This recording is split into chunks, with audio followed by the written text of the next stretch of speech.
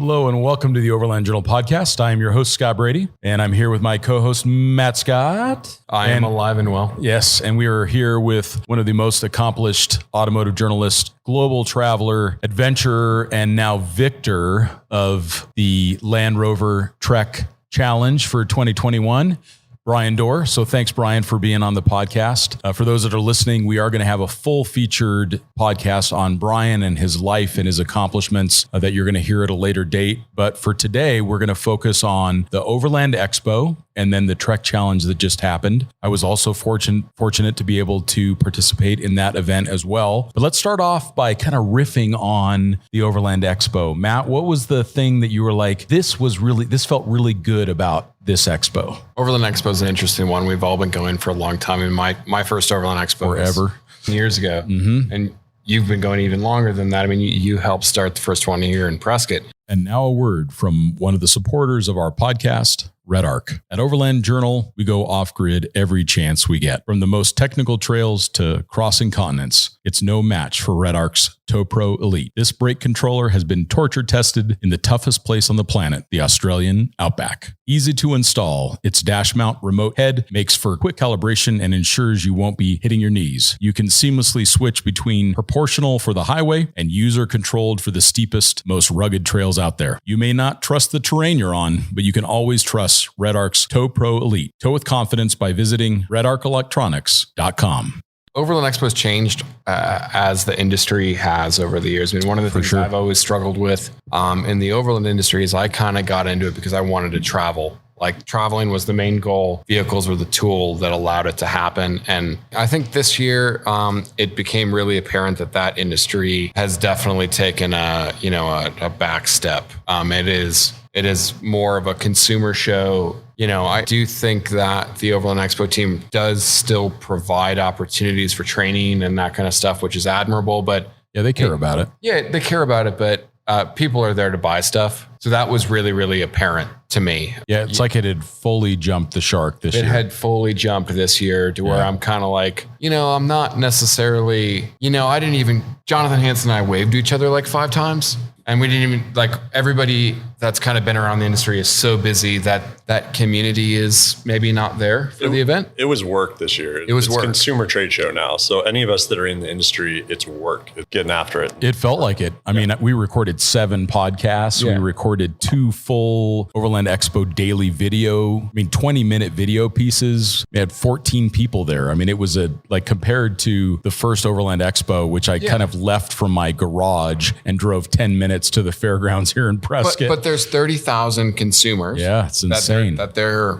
trying to give a show. They're claiming showed up. That's their claim number. They sold out on day passes. They told us during one of the podcasts we recorded. And there's maybe 50 kind of old guard industry left that were all at, the equipped party. I think it's cool that the equipped party is still going. Yeah, I'm grateful for Paul and for that. Yeah, there wasn't that much new stuff at the show this year, but I guess with the pandemic, it's so hard to get materials. It's so hard to piece things together that it was about 16-ish new products. Yeah. I went to every vendor and I got a list and I'm building some content for a number of websites. Well, I'd love to hear what you thought, Bryon, of the new products. One of them that stood out to me, which I'm not a huge fan of the brand name, but Skinny Guy Campers is a different approach. And it's not like it's a bad name. It's just like how do you scale that to a broad audience? What if you're not a skinny guy?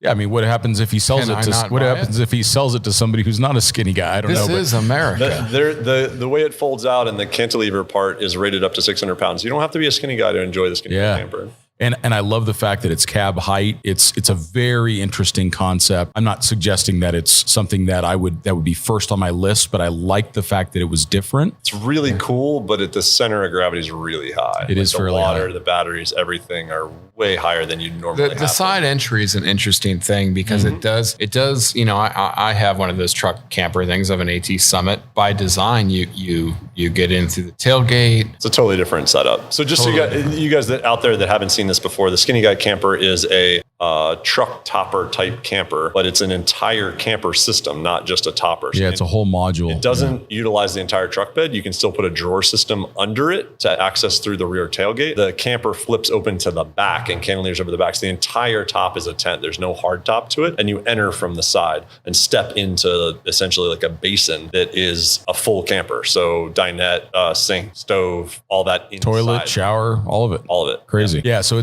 I think it's actually, for some people, it is going to be a winner because you have a garage and you're right at your limits of height. Or if you go and you work downtown and you're parking in a parking garage, or if you travel in the Pacific Northwest on the trails and they're super tight or whatever. I like the fact that it was different. It was kind of out of the box thinking. What did you find, Bryon, that you thought was different, out of the box thinking that maybe surprised you a little bit? And out of the box is tough. I don't know if there was anything that jumped out at me. The one thing, I think this industry, a lot of it is improving on what we already have. And that's the thing, right? So evolutionary or micro adjustments up, and somebody kind of takes another idea and goes with it. So the one that I saw that kind of stood out as like a kind of maybe a big leap. I haven't used it yet, so I don't want to make judgment, but the iCamper Disco series. Yeah, it was interesting. So it's just essentially, most of us know about the Scottle. You got to have one as an overlander, right? You got to have a Scottle. It's a fun communal cook system made basically from a plow disc. So it's not anything new. They've been doing this all over the world for years, but it's a commercialized product here in the US. It's well made.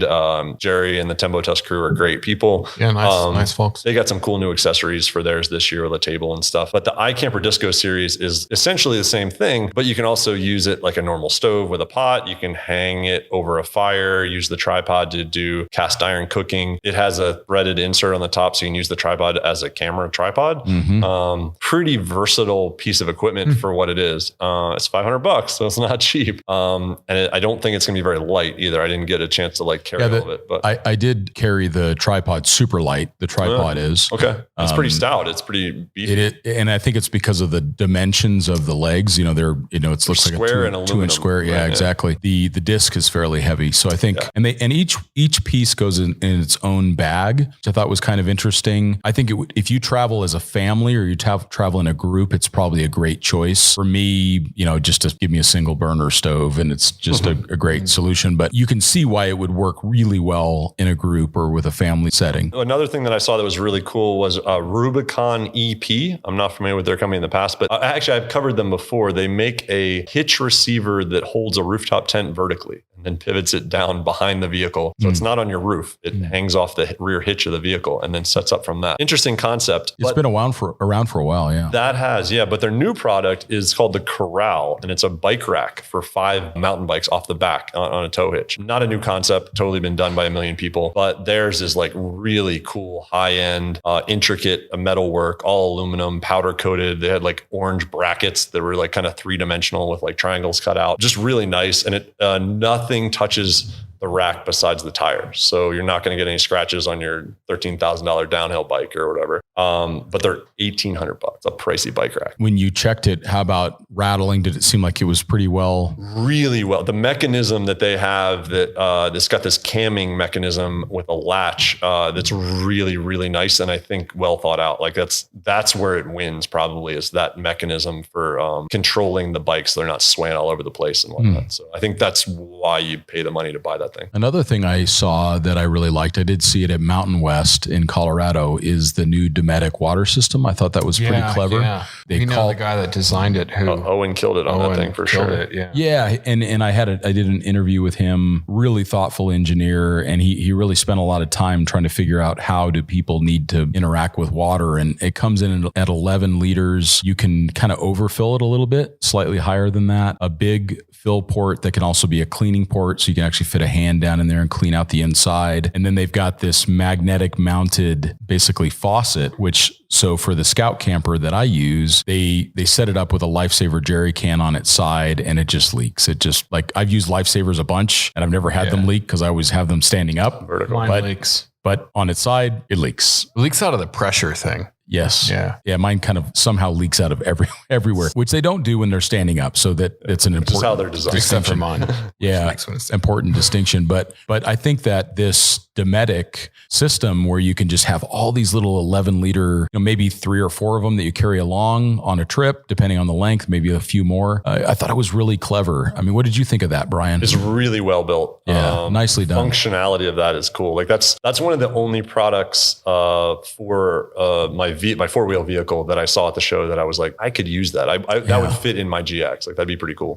That's interesting that you say that, because that for me it was the one thing that like, where do I give you my money? Because like that's actually going to solve a whole bunch of problems for me today. So, and that was one of the few products that were like that. And it has a battery operated pump system. That's the cool part. So it has a hose and then a separate, and it's a magnetic base on it. And you can put a little magnetic cut wherever you want, and you can have it on its side or upright or however it fits in your system. So I think that might work on top of my fridge system. Totally. GX and have it like flowing water. And you can kind of move it around, or you can put it up high and use it as, I'm sure that they're going to come out of some kind of shower solution. And I believe that on a single charge, it'll pump 100 liters. So essentially 8 or 9 by USB, I presume. It does. So it's super. It's way lighter than I thought it would be. Yeah. And it's tap start. So if you're like in the day of COVID and other things, like if you're just trying to or you just use your nature's head or whatever, and you could just like tap it with your elbow and it starts pumping, it'll shut off automatically at a minute so that it just in case it gets accidentally bumped, it won't pump out all your water. So there was a bunch of really thoughtful pieces around that. I mean, Dometic is a big company. I have to give them credit for somehow making really great products, like products that you'd normally see from small bespoke manufacturers, like their new fridges, their new CFX line of fridges are,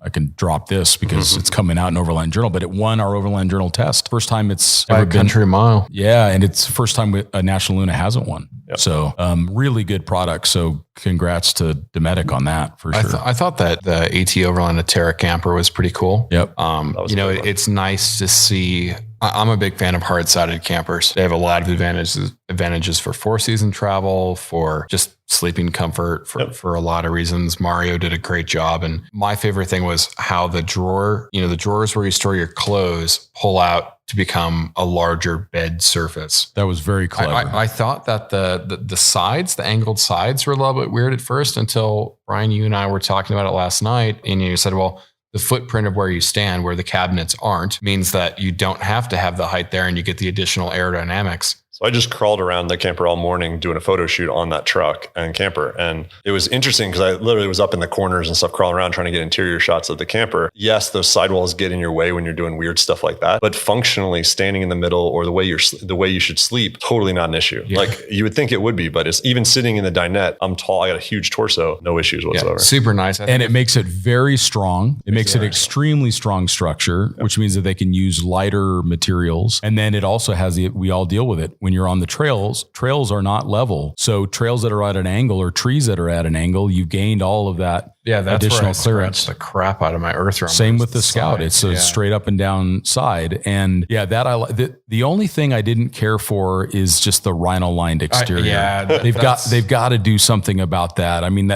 I'm not trying to, it's an amazing product. It's just that some people do like that. It works and it's appropriate, but it just makes it feel cheap. It makes it feel it's like not, but it makes it feel homegrown. It's a real high quality product, but it also adds quite a bit of weight. So I know that they're fairly light spray on products, but they do add a lot of weight. Maybe it's even not a lot of weight. They add weight. They add weight because you got to look at the alternative to it, right? So the weight versus something that's as strong that can protect the exterior of the camper would probably be heavier, honestly. Maybe spray on. Fair point. Like for the durability and impact protection and sticks and everything else, like aren't going to puncture that. You could have the hailstorm like you guys had here in Prescott that destroyed buildings and cars and everything else. It's destroyed our buildings. Our buildings and my 911. And your 911 and the hood of the Gladiator. Although when Dave Souza from Tern, who's the designer of the camper, the structure of the camper, when he was in the middle of doing that, he brought me over and held one of the panels, and he handed me a giant crescent wrench. He said, hit it as hard as you want. And I mean, I wailed on this thing and it didn't even leave a mark. So the panels themselves are very strong. And yeah, I know that there are some proprietary components that are done in the assembly of the panels that maybe they're trying to cover up with the lining, but just cover up those parts and then make the other parts. I think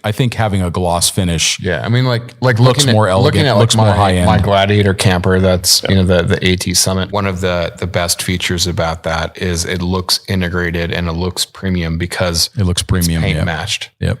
If I put that same camper on my Gladiator and it was black rhino lining, like my problem with it, and it's not rhino lining, right? But like, it's something like it. Yeah. Spray on bed liner, when I see people who bed line their trucks, I generally don't associate them with premium products. And that's a shame because, like you said, it's probably the right way to do that from a functional standpoint, but it just doesn't have the feel that like we might want. Well, and I always, it's that stuff is slightly porous, right? So no, it's fully sealed. No, like there's little nooks and crannies to it, there's right? Texture to it, yes. There's texture to it. Like on the Earth Roamer, it has bed liner or whatever on the bottom half. I can never get that clean. It is such a pain to get clean. Yep. And since they also do it on the inside, like you can't power wash the inside. But we're getting into semantics here. I mean, the camper itself is it's just really fantastic. We always try to give both sides of the coin, and I think that's our duty as journalists to do that. So the Terra camper was great in all ways, and I don't mind that. I do mind, but I don't mind that. That's not like a stumbling block for me to buy it. Stopper. The only thing for me as an adventure sport person is there's no ability to put a roof rack on it. So that's the dead stop for me. But I did talk to Mario about that, and the answer is, especially with someone like myself that has a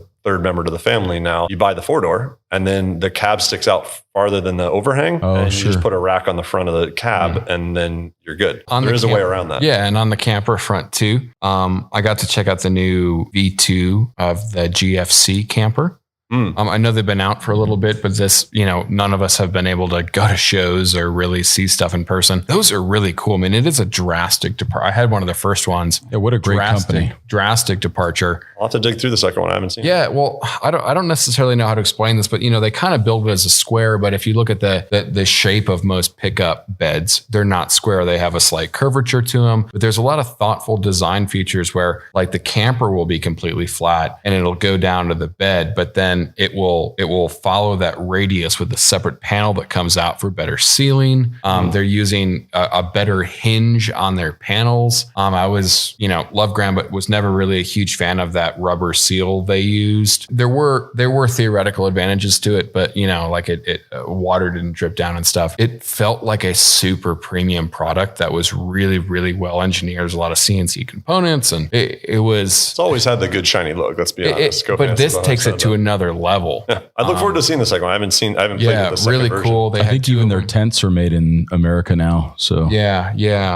That was cool. I think if there's any like negative trend I saw in the industry at this is there is like a metric crap ton of rebranded Alibaba stuff. I always have to like remind the consumer that you are paying $2,200 for a $300 tent that somebody didn't even manufacture. There are entire brands now that shall remain nameless, but we're next to AEV that specialize in we're just going to order this stuff. It's nothing that they've engineered, nothing that they've manufactured. They're pulling off of the innovations of the rest of the industry, and they're just rebranding it and putting, some kind of, they're throwing Overland on Alibaba crap. Let's get back to some really cool stuff we saw there that people are innovating, right? One, we're all motorcycle guys as well. So one thing I thought that was really cool was Moscow Moto had a new Woodsman pant. It's so cool. It's their second generation of it, I believe. Yeah, it was so but the first gen sold amazing. So they have an in boot and an over boot. I'm an over boot guy. It's just, I don't know, in boot seems a little weird to me, but they're not inexpensive. They're $300 and $350 depending on over or under boot. But it's made of a shoulder fabric. It's completely waterproof to just above the pocket legs, and then above that in the front and on the back. So if you're going through a puddle or something, you're not going to get wet. But in the top, like where the top of your legs are, it's completely breathable. So it's really good for riding in a variety of temperatures. They look good. They're 4-way stretch, and it's a shoulder fabric that's completely abrasion resistant. So even if you go down on pavement, you're protected. Yeah, and you could see some of their new colorways of like their jacket pant combo. Looked really, really good. They've got mid layers now. Peter's doing and Pete's doing a great job. Yeah. Him and his team are doing a great job. It's all about not looking like a spaceman. I mean, the gear that I wear right now, I look like a spaceman. The Moscow stuff, you could wear those woodsman's pants out to the bar after riding with some normal shoes, and people wouldn't flinch. I really like their bags. You know, as with most things, I ride with all their bags. They're awesome. Bags, clothing, most expedition gear. I'm on the Scott Brady hand-me-down program, and I've got a set of his Moscow bags, and I like them. They're just really well thought. Totally. I like the company. I like what they stand for. I like that they're innovating. You know, I think they just have a unique look on things. The direct-to-consumer thing. You know, their stuff it's not cheap, but it's not as expensive as it could be. Any competitor's product that's anywhere near as good is considerably more money. Yeah. And they do it by selling it direct and not through retailers. That's just the way that they've decided to go. But they're a very core team of people. Every single person. I don't know why you'd want to sell through most power sports shops. Like they're incredibly depressing. Like they just want to shove credit cards and financing down your throat and sell you a UTV. I think you got to get away from the ones in Arizona, buddy. Yeah. There are some good power sports shops out there, but I know what you're saying. I mean, like there's some good like dirt bike shops specifically, but some great core motorcycle shops that the guys ride. That's the thing, right? Like, and they're not about selling your product. They're like, this is a lifestyle. This is what it's all about. Like, it's pretty cool. Well, all of our motorcycle shops in Arizona are owned by GoDaddy, and they'll finance that. Perfect. I mean, I can buy a fancier bike for less money a month. Yeah. Anyway, one other product that I saw that just is a slight update that was cool that I've used a little bit in the past and now I want to use a lot more is the Onyx off-road mapping system. Yeah, way better. The 3D thing was super cool. It's amazing. Like they have a new 3D view, mobile view. So you used to be able to do this on laptop, but now you can do it on your phone. And it's like, you can like, if there's an arch in the desert, you can find it. Like I was looking at Area 51. I saw that this morning. Yeah. Yeah. Cool. I was tracing the Rebel Rally route. It's really good. Now it shows also active wildfires, which I think is really interesting. And then by the time this podcast hit, you're going to be able to have access to it through Apple CarPlay and Android Auto. Big innovations are coming out from Onyx that are extremely exciting and encouraging. So that platform continues to improve. So that's a good one. Did you see the photographer angle on that? The moonrise and sunrise and all the weather data? All the weather stuff. You just touch anywhere on the map and it gives you instantaneous, like what's going on. Like as a photographer, that's so invaluable. Yeah, it's really, really, really good. Let me ask you guys a couple more questions because I think that these are interesting thoughts. What vehicle that was there would you want to take home and have in your own garage? Let's pick out a small company like mom and pop that we'd love to give a shout out to that we think are doing cool stuff. Do you want me to play marketing, Matt, or do you want me to be like actually honest as to what vehicle I would take home? Honest, Matt. Yeah, Mike McMod's Earth Roamer LTI. Okay. Well, I want Mike McMod's Brute. So now Mike has no cars. Thermal camera, carbon fiber body. Yeah. Some really thoughtful additions. This is the first time I've been in an LTI. Yeah. KVH antenna. Yeah. So that's broadband internet anywhere in the world for those that are listening. Yeah.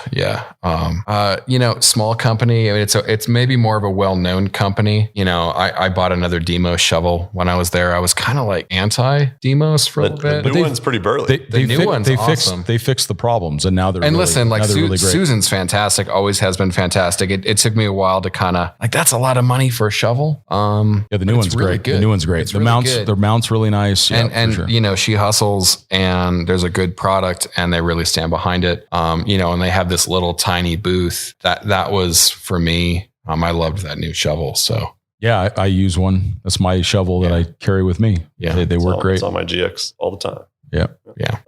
Cool. What about you? So vehicle and that's Demos is your product. All right. Product for me, small company. I'm going to throw out Stuff 22. Yeah. I was thinking of that. They had some really, really innovative stuff. Yeah. And how they're working with the materials, like pretty decent price points on some of the stuff. Some of the bags really don't work for me. And I've used a bunch of their stuff, but some of their new stuff, they're just really well thought out and they all have a versatile angle. Mm-hmm. They're new, I'm not a big Male guy, I don't know. It's so tactical. It's a little tactical for me. But they have a Velcro Male system that I hadn't seen before. So it's it's even more versatile than Male. And it looks cool. They have a new chameleon bag that's like a kitchen type bag they can use for other things as well. But it's kind of hard shell, clamshell thing you hang. Yeah, I don't know what they're doing with that hard shell, soft shell kind of stuff on a lot of their bags. Adam was kind of walking me through a few of them, and I'm going to have to pick a few up, really good stuff. He's got a new bag. I don't remember the name of it, but it's like this huge duffel-like thing. And it has these crazy zippers that zip down to the bottom and it flops really open like a flower. It kind of opens up and you can just like pile stuff in there and zip it up and then roll the top and it's completely sealed. So wet recovery gear and stuff like that. And you can cinch it as small as possible. That kind of innovation is cool. Like he's not knocking anything off. Like he's doing his own thing. It's his own angle. Some of the stuff I don't think works perfect, but a lot of there's really almost cool. Nothing that he makes that is like super similar. No. To anything else in the market. Yeah, some of his tools are really thoughtful. Yeah. Because again, there's so much like monkey see, monkey do. And he has his own little, like, not his own, but he's the only one in this industry using some of the little zipper pulls and different things, the parts and pieces. If you look at one of those really closely, they're well thought out and made. Like it's all, every piece on it is purposeful and made for overlanding and not like repurposed for totally. Overland and travel. Some of the stuff's great because you can use it. Some of the DOP kits and stuff are great for that. Yeah, I like that. So which truck? Yeah, which one do you want to steal and drive home? So yeah, man, there was kind of two, and I flip flop between the two. One was in the Step 22 booth. Actually, was the Maltec 200. So amazing. Oh yeah, that's not new. Cool. We've all seen it before. So rad. How is that in the country? Is that like based on a U.S. truck? It is. It's a U.S. truck. Is it? That's a U.S. truck. That specific one is so you just ship your 200 over. They cut it up and send it back in. Carbon box on the back, V8 power. I mean, I keep looking at their Troopies and I'm like, I drool constantly on those. I drool constantly. 80 series underneath a 70 series Troopy body. And then I realized that's a less comfortable version of exactly what I used to drive. It was entirely. If you're smart, there's the romance. I mean, you can't. It's okay. There's a total romance to Troopies to me. I mean, that was like the formative years for me and Laura, like driving around Australia in our Troopy. But slowly. I drove. That's why you get the Troopy with the V8. Then it's faster, but it's like still still super dangerous. Just put an LS in it and put an 80 series frame with coils under it. I mean, like even better. the 80 series frame now is still. It's so noodly. It's so noodly. Yeah, so noodly. But the one I probably would have driven away with if somebody like, all right, pick one and take the keys for my wife and my young kid and being able to put like gear on it, kayaks and stuff is the new Terra Nova camper from Earth. Looks really good. Yeah. It's a 1-ton truck with a full featured quality system pop top camper that has tons of sleeping area easily for a family of 3 or 4. And there's enough room in there to like move around and do stuff. That's system the one well to drive around the world. Yeah. Because you'd be comfortable in the cab. Mm-hmm. You'd have plenty of room. And it has a pass through. It has a pass-through with person. A pop-up. Yep. I mean, to me, it's like an evolution of the bread van one. The Fuso based the one. Fuso one. Like love everything that Earth Cruiser's done. I'm never going to want to drive a bread van around the world. Like, I don't care if you put an LS in it and form factor's cool, but like it's super practical, but I'm not a super practical person. You know, like, I will take an extra couple of feet to have a 6.7 liter turbocharged V8 and a 10-speed transmission and like air conditioned seats and stuff instead of a Fuso that costs more. Yep. With less room. And they'll do it on any 1-ton US truck. So like Ford, Chevy, or Ram.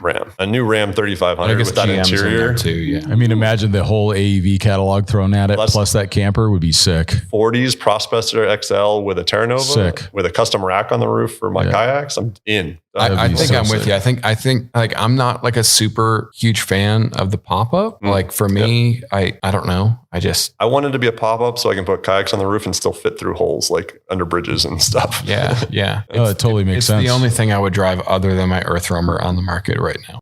And it's half the price. I can put It's about the same price as a used Earth Roamer. Yeah. It's about the same price as a used one. You get a brand new truck with a warranty. Almost $300,000. Yeah. Just under 300. Yeah. And with the Prospector XL, it's going to be a little more than that. They did a great job. Like a full Prospector conversions, depending on how it's outfitted, is 20 to 30, which I'm not trying to say that is not a significant amount of money. You know, you could travel around the world with that. Yeah. And that's the most important thing for this podcast is that it is about travel. We can't get distracted with the shiny things. But Overland Expo is about the shiny things. Overland Expo is about the shiny things. And like to have a turnkey solution from a company like AEV for 20, 25, maybe 30 if you're going like you're ticking every light bar and whatever. And it's OEM quality testing. testing, and that's the key. And it's done. It's turnkey, and that's labor. Like, I'm convinced that, like, if you're trying to put a truck on 37s or 40s and you want to do bumpers front and rear, money, it's probably cheaper. You can go and you can spend $7,000 on an Icon kit for your truck, and it's arguably not going to perform as good. Like, they're solving issues differently. They're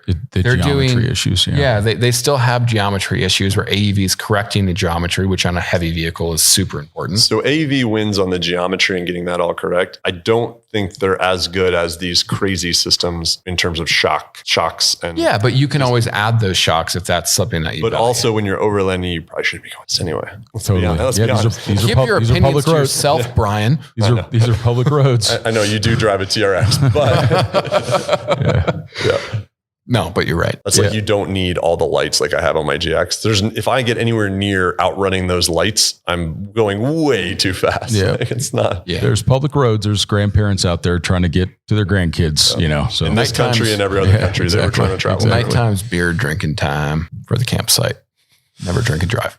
Thanks to this week's sponsor, GCI Outdoor. Whether you're heading out for a weekend of adventure in the woods or to your backyard fire pit, GCI Outdoor gear is ready for whatever you have planned. GCI Outdoor has been around for 25 years, so they know what they're doing when it comes to the best in portable recreation gear. GCI has innovative products ranging from outdoor rockers to complete camp kitchens and everything in between. And with a limited lifetime warranty, they stand behind everything they make. GCI outdoor gear is comfortable, durable, and built for adventures, big and small. Try them out for yourself. Head over to their website at gcioutdoor.com and save 10% off your first purchase when you sign up for their email list. Thanks again, GCI. Let's transition to Trek and chat about that. Scott's got to give us a company and a truck. Oh yeah, still. Company and a product from Expo. Yeah, I think the vehicle that I would drive home is Mike's Brute. I mean, it's just there's just something about it. There's just something about it that it's a Brute pickup, right? Yeah, I just really appreciate. I'm fortunate. A two-door Brute pickup. Yeah, I'm fortunate that I do get to drive it regularly to keep it running, keep it in service. Yeah. So, but I think that the vehicle thing is becoming less interesting. You know what? The other option I would pick, there was a 1200 XE Scrambler, Triumph Scrambler. I'll take that because I actually want to stick. What did you guys think of the Truck House camper? I peeked at it a little bit, and it's really well made. They have done a wonderful job with the wrong chassis, with a chassis that cannot be legally driven. So I don't know how you do it. So I talked to him a bunch about that because I wrote one of the original stories on that. Yeah. And it still gets a lot of traffic, but it's the wrong chassis. Period. According to them, but they are saying that it's because they didn't want the vehicle super high, which it would be. It's 8 inches shorter than my Earth Roamer. But it would be taller if it was on a taller chassis, probably because of the height of the camper. It's amazingly built. The quality looks really, really good. I know across the materials across the board. They reinforced. They did everything that you are supposed to do to theoretically increase your GVW, but there's no legal provision to increase the GVW. And they're not going through the testing to do that. And it is you register it as a Tacoma and you insure it as a custom RV. That's what they told me directly. It doesn't add up. If you get in an accident, you are so screwed. But here, I get the sentimentality to the Tacoma. Absolutely. People like that. I get the Sunraider or whatever. Way better. But so what's a price we could agree on for a Tacoma TRD Pro? Because people are selling them over sticker. They're in the high 40s. They're in the high 40s. Mm-hmm. Okay. So let's take that high 40s. And then they're putting a Curry rear axle. So they're re-gearing the entire truck. So extending the frame. So that's reinforcing the frame, new drive shaft. They're offering an option of a supercharger, which I just went through the debacle of supercharging my Gladiator and I'm ripping it off because it was terrible. So you're potentially ruining the reliability of the motor. You're putting a non-OE driveline in the rear. You're putting more travel up front, so your CV angles are really tall. In theory, the farther you stretch that control arm, the lower the angle is. I can get that, but then you're doing body work to accommodate that. Mm-hmm. So at the end of this, you're building a full Tacoma. I'm just going to go out and say that you're spending $70,000 to $80,000 on the truck. More probably. Yeah, probably more. So I can go and buy a trimmer.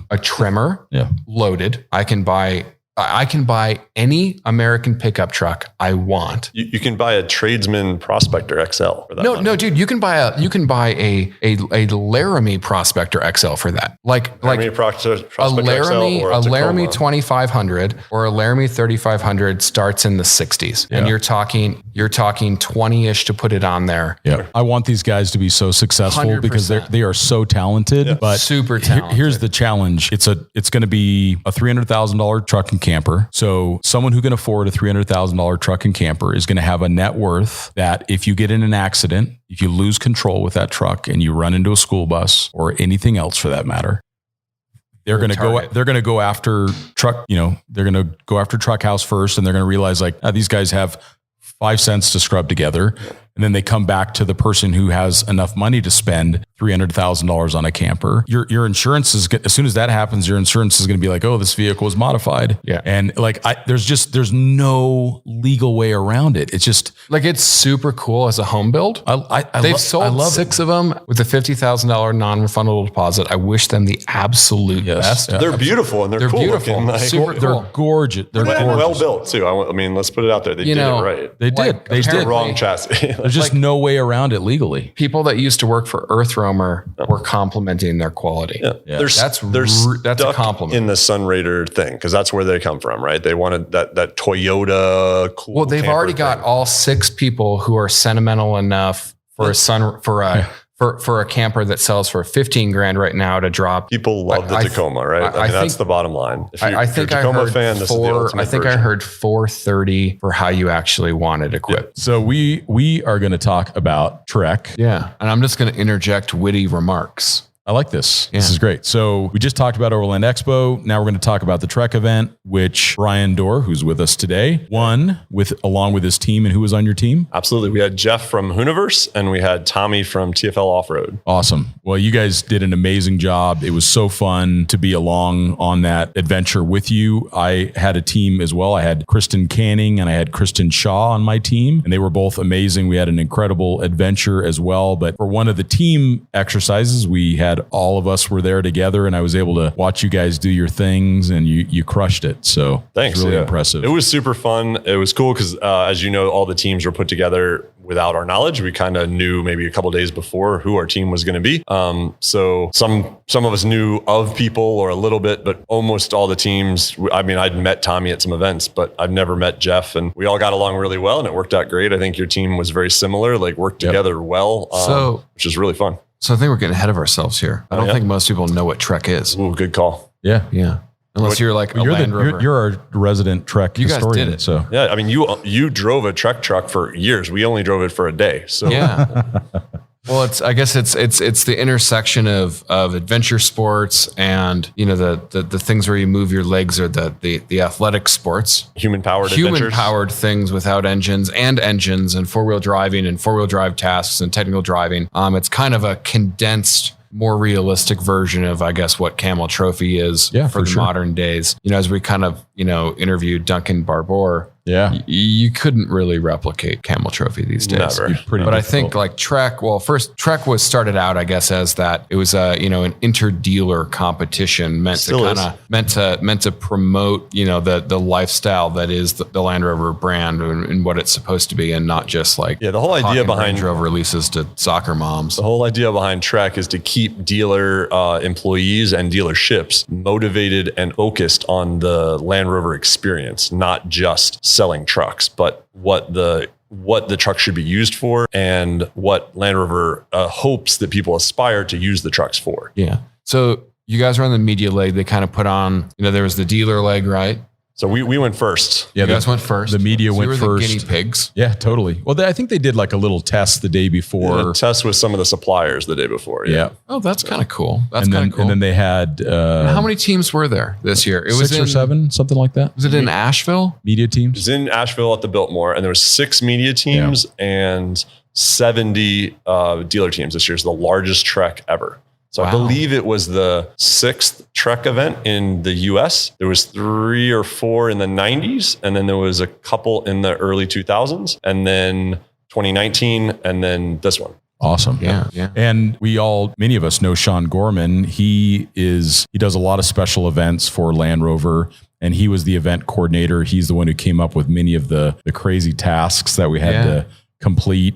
He also does some writing for Overland Journal as well. So it was really cool to see him there. And I think he and his team did such an amazing job. I mean, the tasks were highly varied, which I think was really fun. And like for me, I literally felt like I was a kid. I felt like the same energy that I felt when I picked up that first four-wheel drive magazine with a Camel Trophy on the cover. And it brought me back to all of those things that I was so excited about. They didn't give us a lot of warning before we were going, just a couple weeks. So I got right into doing 2-a-days and you exercised. I did. I was running like miles and miles a day to get ready for it. So it was really fun. I did the opposite. I knew that the physical challenges, I had some back issues recently, so I didn't want to work out that way. But the physical challenge would be tough, but I know I could hold my own even if I got to grit it out and make it happen. But the technical challenge, they kind of gave us a hint as to a few of the things. It's the same information I believe they gave the dealers. It was stuff like, you need to know how to use a high lift to lift things and to winch things as they come along. You need to know how to use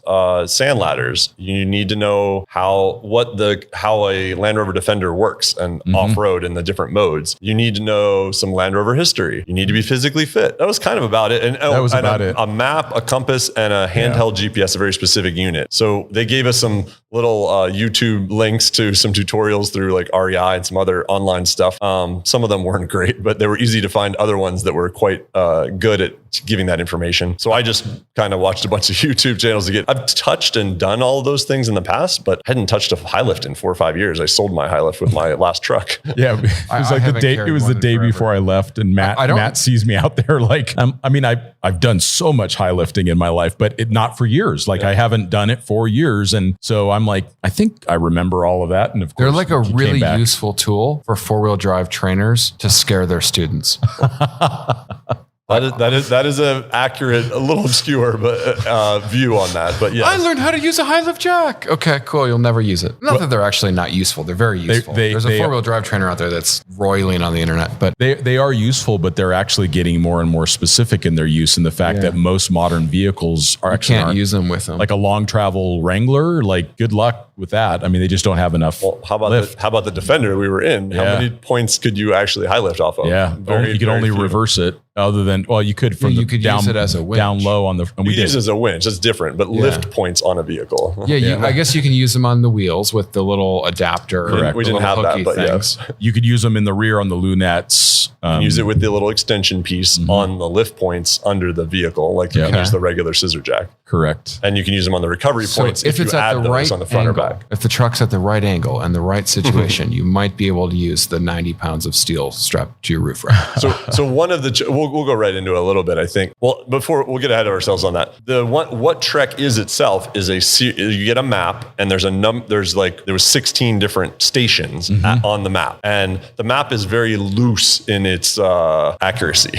But there were GPS coordinates for each of these numbered things, and they each had a name. So one was named like Rat Trap, and there's different things like that. You have no clue what they are. You can guess, but you don't really know what they are, and they have a point value. And the idea is you have X amount of hours. You have to be back by a certain time. For us, I think it was 3:30. You had to be back, and any minute over that time, you lost 3 points. I think it was even 1:30, wasn't it? Maybe it was 1:30. It was a specific time. It was either 1:30 I'm brain dead right now. Yeah. But you lost three points every minute you were back, which is real. That's a lot. It's a lot. It would hurt a lot to come back late. Yeah. I think everybody made it back. It looked like it. Yeah. We were like 12 minutes early just in case. But you go around, and the idea is you get this map with this information on it, and no more information than that the night before you head out on the trail. You really don't know. You know there's a start time, you know there's an end time, and you have this map, and you're trying to get the most amount of points possible in that. All the challenges are your single team has to go in and accomplish it, or there were 2 challenges where multiple teams work together to complete it. But the deal is, if anybody's in the challenge, when you get there, you either have to wait far enough away where you can't see what they're doing, or you move on to a different one and hope that it's not busy and find it. But they're really spread out all over the Biltmore. They were. So long, there's some decent travel times between each one. So it really mattered as to how you strategize to make all that happen. So that's the basic outline of what Trek is as a competition and the challenge ahead of you. Noted on the high lift, I want to get into that a little bit. For one of the challenges, I think we were only one of 2 or 3 teams that did it, is changing the tire. And you had to change the tire, roll it or take the tire off, roll it all the way around the vehicle and then put it back on. And then everybody get in the car and buckle up and have all the tools put back away. And that's when the time stopped, and it was a timed event. And I think all the other teams used the high lift. We dove in the back, grabbed the it was a flat field. It wasn't a bottle, it was a scissor jack that comes with it. Sure. But it's a factor. It was in a flat field that they made us do this in. Super simple. So we looked at it for 2 seconds and we're like, okay, scissor jack now. And we used it as a team. And they gave us the base plate to put it on too. We put it on the ARB jack base plate. So apparently one of the other teams that we found out later didn't put it on the base plate, but that raises it up a couple inches. So you're faster that way. No doubt. And it's way more stable and doesn't push into the soft ground because it's wet, soggy ground. Yeah, exactly. So we crushed that. I think we beat everybody by a couple minutes on that one. Yeah, sure.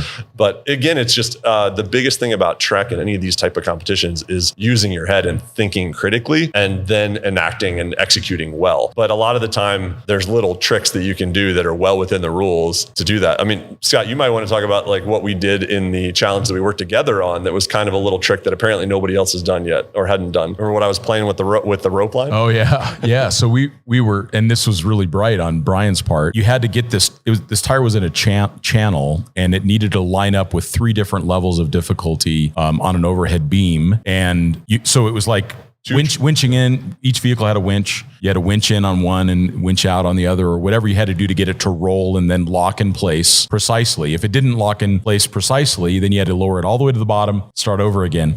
But Bryon figured out that if you just grab the winch line and you pull on it, you could get the tire to kind of wiggle a little bit, just that skosh that you need it to. Do a vector pull on perfect. The winch line. It was synthetic winch line. You use gloves. There was not much tension on it at all. So it's not no weight on it. Yeah, right. No weight on it. For me, it was straight up from kayaking. So when you do Z drags and different recoveries with ropes and pulleys and things in a kayak, by grabbing the middle of the line, you're doing a vector pull and you're doubling your pull. Sure. So, and you have great control over it. And that was what we needed instead of doing a winch, which had a delay because it was on a remote, wireless remote. So it had a delay. When you hit it, it would still spool a couple turns between when you let off the button. So it was just a fun way to like get it wiggle. Perfect. And we our 2 teams worked together perfectly. Yeah, it was perfect. We met there at a really good time right towards the end of the competition, and we got maximum points and beat everybody on that one, which was great. Yeah. I mean, they were all super fun, like building the bridge. The bridge was cool. It was a puzzle. Yeah. And bridge, it was a bridge puzzle. Really wet, heavy oak beams. Yeah. So it was a workout. Yeah. Many of the challenges were very physical, but there was at one point, one of the, we just could not get these 2 things to work. The spacing wasn't right. In your bridge? In our bridge. Yeah. And then Kristen Shaw was like, hey, let's put it up in like a triangle and then jump on it. So that's like perfect for me. You take the 200-pound guy, just have them So she put it, the 2 Kristens, they got it lined up. And then I just jumped on top of it and it smacked in place. And the guy's like, time, done, So actually you weren't really quite done because you said that you're done. You got the puzzle right. But then you had to disassemble the whole thing. You had to drive across the bridge with your Land Rover and then disassemble it. And that's when your time ended. Yeah. Lots of very heavy giant logs. So that was a lot of work. Yeah. That was the second most laborious challenge in the whole thing. The high lift jack one was winching or using a high lift jack as a come along by far was the most physically demanding. I might still be hurting a little from that. It was 2 car lengths of a Defender winching it uphill in reverse. I still have 40-degree angle. I literally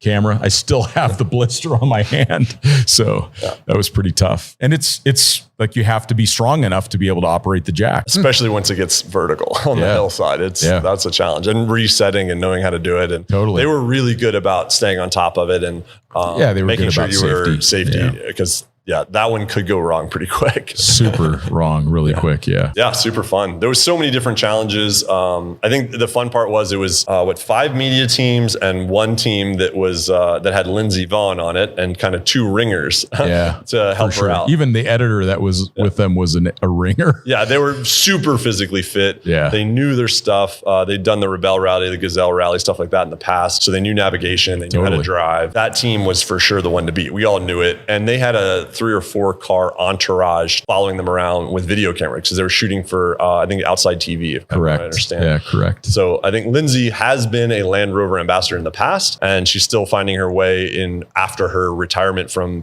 professional skiing and finding what's what and working with Land Rover, I think working towards being an ambassador again in a different capacity. No, it was so fun to have them, and they were all great. It was fun to have them there. Our team's like little personal victory was we were pretty good at getting to the first truck. So this was really cool. Yeah. We start the event. They say all the navigators come up here. They give a horn off, and then all the navigators need to run to this point. So I'm running, and I've got a backpack, and then a minute later they do the horn again, and then the rest of the teams run down. So the doing navigation's something that I'm okay at. So and I'm good with and I'm good with the GPS and everything. So I get down there, and we were quick. My team had not even arrived, and I was already like, let's go. So we started running through the forest. So when you got to that first point, like, so the navigator, one person from each team ran to that point. You were that selected person they called the navigator. We just picked somebody, and that person ran down. They got a clue that had some navigational information on it, right, which allowed us to go find the trucks. Yeah, because the trucks they were hidden. They weren't there, which we didn't know the night before. It was just like, you got to be at the start line at this time. And it was a couple miles away. Yeah, it was.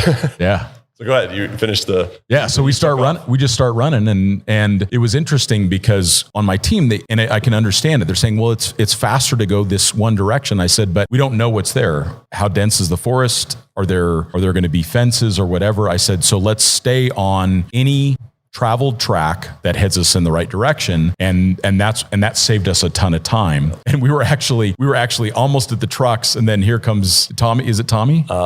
Tommy was in the front. Yeah. So Tommy was there, and I was in the front. So we ran it, but it was awesome. So we were minutes ahead of anybody else. First two teams at the trucks within a second of each other was our two teams. Yeah. Yeah. And we came from different ways. Totally. Like our team went way longer. We stayed on main roads, like gravel roads. I picked that on purpose based on the navigational direction we were trying to figure out. And I think you took the forest trail that went through the middle, but it was a 2-track. We did. Yeah. And I looked at that on the map, and I was like, oh, that's shorter, but I'm not sure what the deal is with it. Who knows if it was a good idea or not. And then we were still on foot. Yeah, we were running. With us, we all had like full backpacks full of camera gear and stuff. So that was the worst part of it. Yeah. I had like giant backpack I'm running with. What was so fun though is we get to the trucks, and the Kristens jumped in, and we were gone. We were off on the road, and probably still 10 minutes out is Lindsay and her team, and they see us come around the corner in one of the trucks, and all of their eyes are this big, and they're standing there with their hands out going, what? Because they were still 10 minutes away from the trucks. They were so far away. But then they crushed it after that. They did really well on all of the challenges. I took a photo of the final numbers at the end, like the score sheet, and after they announced all the winners and stuff. And they beat us at 1 or 2 challenges. One handily. I forget what the deal was, but they beat us a lot. Was it skiing? They definitely would have beaten us at skiing if that was an option. It was chilly that morning, but it got quite warm there. Was it skiing on grass? That would have been fun. They have grass. The one disappointment I think with Trek for me was that there wasn't a lot of that physical stuff. Apparently they had some issue sourcing the kayaks or bikes or something. Yeah. So there was running, but there was no kayaking or biking, which is usually a part of the Trek competition. Yeah. I think that would have been helpful. I was looking forward to that. Me too. Yeah. And I think you could have won more if there was kayaks, Bryon. Probably. The other thing that's interesting too is they have like this honor system about you can't go over 20 miles an hour. And I said, look, this is an exciting thing for me. I've never been able to do Trek. I may never be able to do it again. I want to finish this thing and never have any regrets. So we just held a hard and fast rule on 20 miles an hour, and we could see other teams doing double that, which is too bad. It's just really too bad. So, but that's how things go. Bryon looks guiltily. I don't think we got over 26. We did 22 to 26 miles an hour. Fair. Most of the places, and that's fair. But all the places where it was like you were protecting the grapes and stuff, there's vineyards there, and you don't want dust on the grapes. So we do 10 mile an hour through those sections. We were really, really careful about it, but we did not hold steady at the 20 miles. It was well under Matt 30 for sure. Them. Yes. Matt needs his rosé. Rosé. I don't think they had rosé there. They did have good wine at the Biltmore. Actually, I was impressed. It was such a beautiful property, and the Defenders did well, as we have all experienced driving them. They're so capable. This is the new 4-cylinder Defender. That just came out. And so capable, and the ride quality is so exceptional. And the interior is amazing. Because one of my team members had never driven off road, and just to give them the keys to put them in the driver's seat and have them feel so confident doing that, it was so perfect. It was the perfect vehicle for that. And yeah, absolutely. The Defenders held their own. They were fully outfitted with all kinds of, they were orange, which I love everything orange. Anybody that knows me. Tangiers orange. Tangiers That's orange. the color they should be. Is that the color they were? I don't believe it was Tangier. I don't. Oh, maybe. It looked pretty similar to the. Similar. It looked proper. Yeah. I think it was. They looked right. Looked good. We'll call it that. It was a really good orange. It was an orange brand new Defender 110 with the 4-cylinder engine. I think stock tire size, but Goodyear ATs on it. Yep. They put Steelies on it, but they were painted black instead of the white that comes on the normal trucks. I like that a lot. Black roofs. They did have black roofs. Nice. And then they had way too much stuff on the racks. Yeah. If any criticisms I could have of the builds was, why are there 2 fuel cans on the top? Well, I guess they always historically had that. Yeah. Yeah. For Camel Trophy, you needed that. So maybe. Yeah. I know Lucky 8 Off-Road did a bunch of the modifications and build on it with their Proud Rhino brand. So they built sliders, but they were not on our trucks, which I was surprised by. That was the one thing that I thought they could have used for some of the stuff, but we didn't really need it on most of our challenges. But they had a hidden winch up front, worn winch, Factory 55. That was nice. The Pro Hook, and then they had the Land Rover roof rack with 2 jerry cans, a spare tire. So the vehicles had 2 spares, one underneath and one on the roof. They had one on the back door. Oh, sorry, you're right. Back door in the roof. Oh yeah, because they're back door spares. Yep. Yeah. And then they had a high lift on the roof and a shovel on the roof. And that was all that was on the, and then a set of Tread Pros on the roof on a mount for them. And they had 2 recovery points on the back. Yeah, I had the dog cage in it from Land Rover, which they hung a bunch of the soft shackles and first aid kit and fire extinguisher and a number of those things in the back. They had the factory air compressor built in. They did. And that was wrapped in a Trek logo and like orange that was cool. print, which is really neat. That's fun. Touch, actually. I thought the dash plaque was cool too. Yeah, so the plaques on these are really, so there's only 70 of these that are ever going to be built. Each dealership that enters the competition orders one for their dealership. They get them fully outfitted with all this stuff and they pay for all that. And they get to keep that at the end of the competition. So they compete in their truck. We got to borrow some trucks from a number of the dealers before they used them. Right. And then the dealers either keep them or sell them off as special limited editions. But each one had a number of plaques that were numbered. So it was 1 through 70. There's 70 trucks. And there was a plaque under the hood. There was a plaque. I didn't see that one. Yeah, there's a numbered plaque. I was distracted trying to get the breakfast burrito out from the breakfast sandwich. They told us burrito. They were sandwiches. The sandwiches were quite good, but it was not a burrito as promised. They were nice and hot. So when you got to your first time that you had to wait for an event, you popped the hood and grabbed the food out. Got a breakfast sandwich. Awesome. That was good. It was good fuel. It was perfect. It just added to the fun of it, I thought. So. 100%. Yeah. And so they had a classic looking Defender badge on the rear tailgate, and that was numbered. And then under the hood, around the gear selector on the dashboard, and there was a hologram that was not numbered, I don't think, but it was a Trek limited edition hologram in each of the B pillars. When you open both doors, you could find it. And I believe those were all the badges. And it had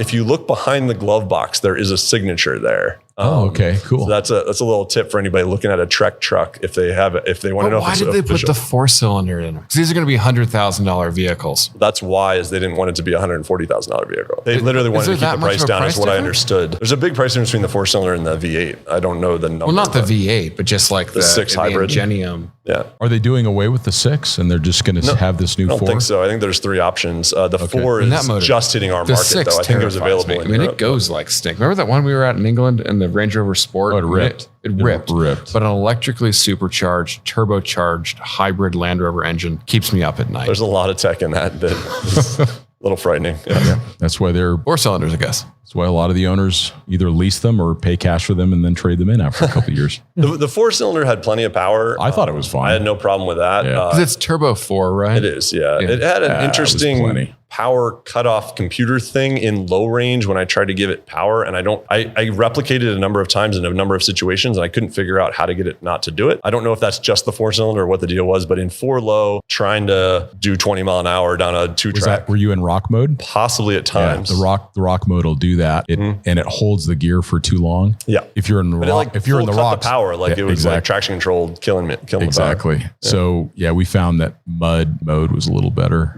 Yeah, we played with the modes a little bit, but we rolled in low range the entire time. Just because we had to go slow, and they required. I mean, we started off in low range. We started off in low range, but you could do whatever you wanted in the truck and make it work. But you had to go, slow anyway. So it was like, okay, why mess with this? Yeah, we just stayed in low range. Yeah, and on that truck, it really doesn't affect the turning similarities too much. So it's not really a thing. Yeah, but the trucks were great. They handled well. I don't think anybody had a problem. Nobody had an actual flat or any issues. It didn't seem like it. No. There wasn't any super extreme off-roading. There was definitely one challenge that we didn't get to do that looked really fun. Did you do the one where you put like they hang a little tag from your bumper or your tire? And that one was the most challenging. That looked awesome. And we just didn't get to that one. There's no way to get to every challenge in the time allotted. So you really got to be choosy about what you do and try to optimize your points. But yeah, so what happened with that one? Because that one looked awesome. I heard it was kind of like a mini tank trap. Mm-hmm. And then there was a rock crawling section that you had to get up to one of the tags with. And that was the most difficult. So you had to get the tag near an obstacle while driving off-road close enough that you could punch it with like a hole punch from an orienteering thing, right? Exactly. Yeah. So, and it was on a very short lead. Right. So you'd be like off camber. A lot of work into this. Yeah. Sean did an amazing job. Great. And his team did a great job. So the one of them was at the top of this rock crawling field. And that one was really interesting because that was one of the few times, and in fact, it was the only time I drove all day. But it was really fun for me because it was difficult. I mean, it was like, I was thinking I'm really having to pay attention to how to get this car right up to this tree without hitting the tree. But if you didn't have enough momentum, you'd spin out and it could not climb it because it was all wet from the rain. So it was just the right amount of like bouncing momentum to get. And I asked the guy, I said, how many people have hit the tree? He's like, most. It poured overnight the night before. So everyone camped on the field the night before. So you get your info, you have dinner with everybody. They kind of tell you the rules. And then you sleep in a tent in a field and it poured rain on the kind of the back nine of the Biltmore estate. Kind of poured. A lot of people torrential downpour. And what everybody always asks, yes, Lindsey Vaughn did sleep in a tent in the field with the rest of us. She did. She was great. That was the first thing everybody asked online. I'm like, yeah, absolutely. She was off on her own. And, I wasn't worried about Lindsey Vaughn. I was worried about the journalists. More used to the Four Seasons. I think Land Rover did a pretty good job. I mean, we stayed at the Biltmore hotel the night before and after the tent, so it wasn't awful. They didn't. No, it was just a simple little 2-person tent. I thought it was kind of neat. The rain cover had the logo on it, so I wanted to keep it because it was special to me, and it was plenty warm and comfortable. And just an REI 2-person backpacking tent with a REI 30-degree sleeping bag and an REI. Air pad. There was an air pad. Oh, an air mattress. Yeah. So it's a 3-pack they sell at REI as a kit, and it comes in a single bag. And then they're all orange, which is convenient. Yep. And the tents they had screen printed with the Trek logo for this year. So it's a kind of a limited edition cool tent. I think it was super cool. And I didn't hear any journalists complaining. I mean, I was joking. No. Well, no, but you make a valid point. Yeah. You literally make a valid point. There's a variety of journalists there, like all ages and abilities and all the above. So I know I talked to a few of them, and this was the first time they'd ever, since they were a kid, slept in a tent. Since they were 17. Yep. And I was like, whoa, really? Yep. I don't sleep in a tent very often these days. I got a nice Lexus that I can sleep inside of when I'm on the road. But every year or two, a couple nights in a tent happens for sure, and various things. I loved it. I loved the fact that it was raining. That's great.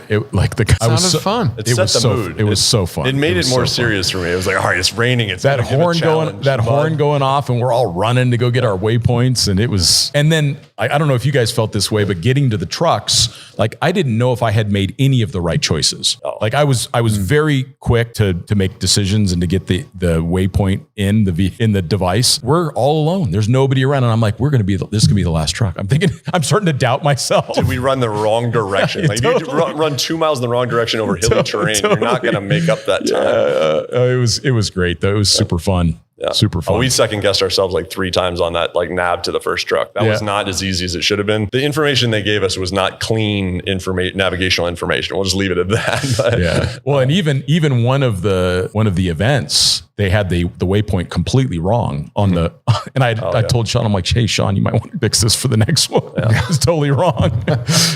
So.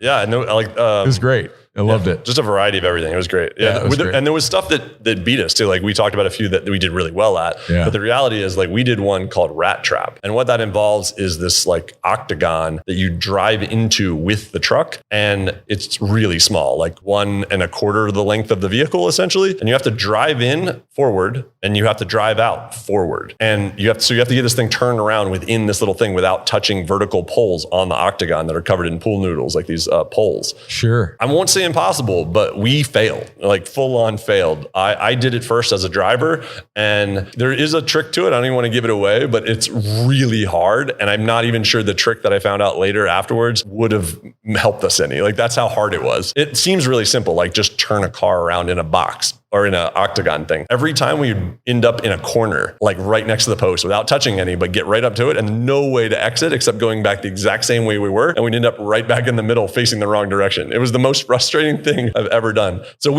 those situations, you also have to cut your losses. Our team were like, we spent a ton of time trying to get me through it because I was a driver and you had to get all 3 drivers to do this. Oh, wow. It was like, oh man, this is going to take ages. And you only have an hour max to do any of the competitions. That's right. So we basically gave up. We took 3 penalties on me to get me out of the thing, got out, drove out, and then each person drove in and out, just forward and back. And then we took off. So we're like, we did it. We tried and hopefully got max. We're like, I don't know if anybody else is going to complete it, but at least we tried. And we found out later, nobody else had made it to that one. It was one of the furthest away from all the other big point ones. Sure. And nobody had actually gone there. So we got max points, even though we completely failed. Well, so that's part of strategy. Strategy was huge. Yeah, that's awesome. Yeah, one of the ones they had was you had to tow a vehicle trailer, and it was very tight. Yeah, just like you just have to back a trailer up and you had to go. Yeah, it was off-road. You had to go around a loop this way and then back it up into a spot and then go forward and then go around the other way in the loop. It was very... But it's not a circle. It's not clean. Tight. It had these kinks in it. Yeah, it was very tight. It was a wide car trailer, empty car trailer, but like a wide aluminum double axle trailer off-road. But this is how clever they are. This is what made it so fun is you go in, you have to hook up the Defender to the trailer. The trailer is too low. How do you solve that with a Defender? Air suspension. Exactly, but nobody knew that. So like as I'm backing up Kristen, I'm like, because you had to have 2 drivers do the same thing. So Kristen Shaw was one and I was the other driver for that. And I said, back up, lower the air suspension. And the guy was like, oh, you figured that out quick. But he said some people just couldn't fit. So then they're trying to lift it themselves, like as a team, and it's too heavy. But or they would use the high lift jack to try to get it higher. Really? Yeah, but just they didn't know. What a waste of time. They didn't know. Yeah, well, that's the key. Is part of this competition, because it is for dealers. It's all about knowing the trucks. That's a big part of it. They even told us beforehand. You really got to know how the modes work, what's what, the air ride, how to make the truck work the way you need it to work. And the night before, they did give us a little refresher on like what was in the vehicle. They let us ask questions and they would answer anything about it with the buttons. They had one vehicle there at camp in the rain, and they showed us how to use the winch and the remote control for it and everything else, because a number of people hadn't used that setup on that rig. So it was super fun. All of it was just like I was so stoked the whole day. Yeah. I mean, we had such a great time. I could not have asked for a better team. We laughed and we never raised our voices and we did our very best and we had just an awesome time doing it. So. Yeah. I don't know how that happened. Like on our team was the same. It was like we all clicked. We all worked together really well. We hadn't really known each other at all. And it just flowed all day long. We never really had a Tommy and Jeff are just awesome people. They're awesome people. I'm so stoked to have them, as new friends. Like it was just amazing. I really like. I don't know Jeff well, but Tommy I know well, and he's always been great to deal with. So. Absolutely. Yeah. It was the teamwork was a huge part of it. Like there's no way to win that without good teamwork. It's impossible. Like, and that's always been the motto of Land Rover and especially Camel Trophy. Like winning Camel Trophy is a big deal, right? But winning the Team Spirit Award is what goes down in the record books as really the important thing to win at Camel Trophy back in the day. So that's kind of, I know I brought that concept with me into this event is like, even if we don't win, I'm going to try to win. I'm a competitor. Like I'm going to go out there, but I don't know my teammates. I don't really know what's going on. Like I'm going to show up and I'm just going to give it whatever I can, but I'm going to go with a smile and with helping other teams and doing whatever we can to do it the right way. Like you said, keeping the speeds down and that kind of thing. That you could kind of cut those corners if you were like being overly competitive and didn't care about those rules. Yeah. I remember I got the invite. I could just like butterfly in my stomach and I'm sitting there and I'm thinking like, oh no, I can't do it. I said, I got to ask Matt first. Cause like, it was very gracious. Like Matt, I mean, that was my thing. Like if someone said, hey, can you, we're doing the Camel Trophy again. I would be like, burn Overland International down. I'm going like, but it was Trek and like that, like you drove, that was your company car when you worked here, is like the Trek, you know. It was super cool to disco get too. So to be 21 and have a 2003 disco with, I think it had 900 miles on it. No miles on it when we got it. So Matt's Disco, the Trek edition that they had here at Overland International for a couple of years, back in the early I put the lift on it in that bay over there. It still had the OJ stickers on it and stuff. They had it at the event. It was at the event. It was at the event, and they had some photos with it right next to a brand new Defender, which was really cool. Pretty slick. Yeah. Yeah. So I go up to Matt and I'm like, Matt, I got an invite to Trek. You got to go. I'm like, you got to do it. You've always wanted to do it. And you're looking at the dates and you're like, I can't do it. I'll only be back from my honeymoon for 1 day. I was so jet lagged. Yeah. I mean, I was in Africa for 2 weeks. Yeah. When you drank 8 gallons of rosé. So like you weren't ready to run. Yeah. You weren't ready to run. Thanks for being nice. Yeah. Running. I mean, I was not fit, but I was, as the Australians say, very piss fit. That is fitting. For sure. Well, congratulations, Bryon. You did I was so proud of your performance and the whole team, and you guys were gracious victors, and I think it's a testament to you and your team members for all of your skills. It's nice to see journalists with that level of competency out competing, and you guys did a great job. It was fun. We did it with a smile, and Lindsey Vaughn team, the Stack team, definitely they came in second and gave us a run for our money. We knew the target, and I think it was a surprise to a lot of people that we pulled it off. We did well. It was like 221 points our team got, and we beat the second place team by 57 points. Yeah, you guys crushed it. A little bit of a margin. It was really fun. You guys did great. We played a tactic. We had a really good strategy the night before that we came up with, and we kind of went the opposite way that we knew everybody else would go, and we went big early. It worked, and we were fortunate to be not with you, but get to the trucks right at the beginning with you. I mean, we were the very first teams. Like your team was first to the trucks by like a second. Yeah, I mean, like 10 feet, and we came from opposite directions, which is crazy that it worked out like that. But and then finished the day together doing the team exercise that everybody probably did early in the day. Our two teams decided to meet there later in the day, right before the end, and we coordinated it well. We were texting back and forth, Bryon and I. It was perfect. We did it, and we made it work. Yeah, I'm like sweating on a high lift, trying to get a Defender up a hill with a winching a high lift on with a texting in one hand. Scott, like, we'll be there in 5 minutes. We got one more length. We're going to make it. That's so awesome. It was so good. So thanks to Land Rover for inviting us. It was a total joy to do that. So absolutely. And also thanks to my teammates, Kristen Shaw and Kristen Canning. You were both fantastic, and I'll go race any race with you to any time. So, and we thank you all for listening, and we'll talk to you next time. Peace.